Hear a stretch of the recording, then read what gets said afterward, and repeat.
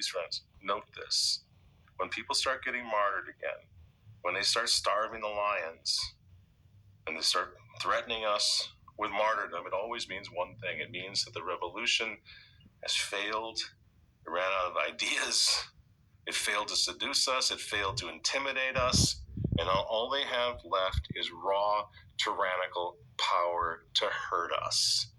Strickland now walks in the footsteps of martyrs, whose example in the past inspired the rise of mighty Christendom, and whose example today and in the future will rebuild mighty Christendom. You must believe that.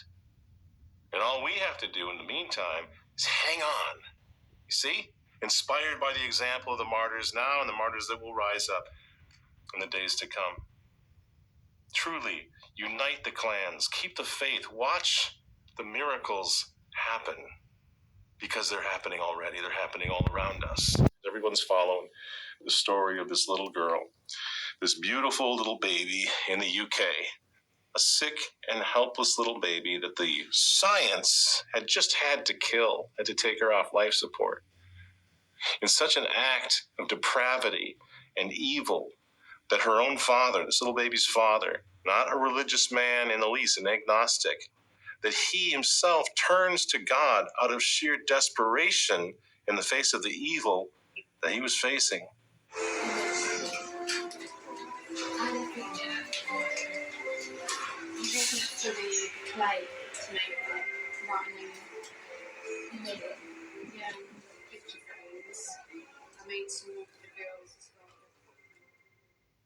This little baby is heaven's newest little saint. Before she left this world, her agnostic father made sure that she would spend eternity with God. He was inspired by the Christian legal volunteers who fought to save his daughter's life. And he said, "I'm not religious and I'm not baptized, but when I was in court, I felt like I had been dragged into hell. I thought if hell exists, then heaven must exist.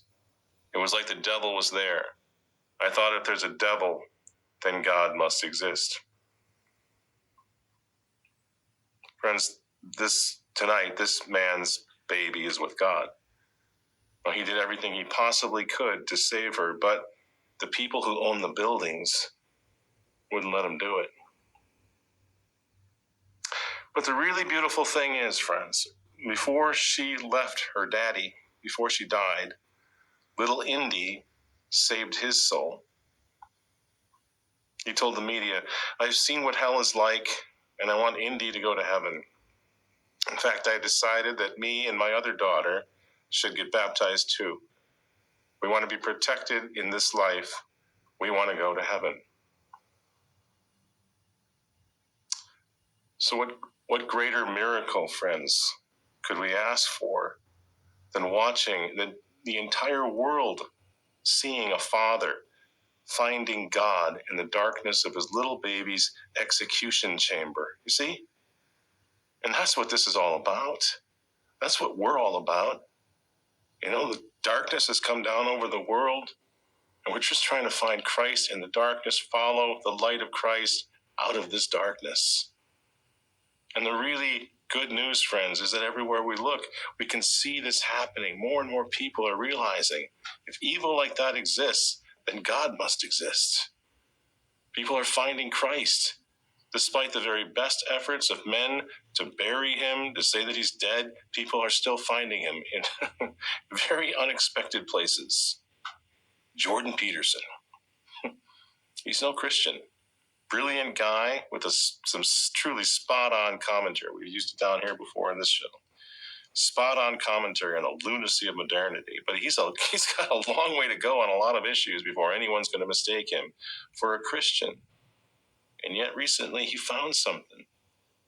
And maybe it's his flaws. Maybe it's his famous agnosticism where religion is concerned, where God is concerned, that make the following clip so amazing.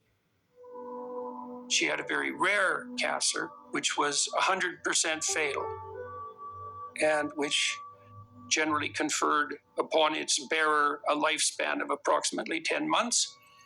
People can imagine what that would be like. the intervention of the radiologist could well have irritated the tissue that was damaged enough to facilitate healing. And that's the simplest explanation.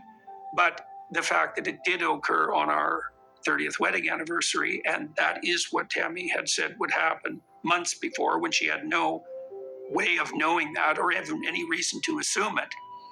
Well, I don't know what to make of that. I'm pretty happy about it. She's also, as far as we know, the only person who ever survived this cancer. So that's how it is. Things have changed for me a lot since I started praying the rosary. The more you follow what God wants you to follow, the more adventurous and more challenging everything becomes. I've been accepting to do things that I never would have accepted before.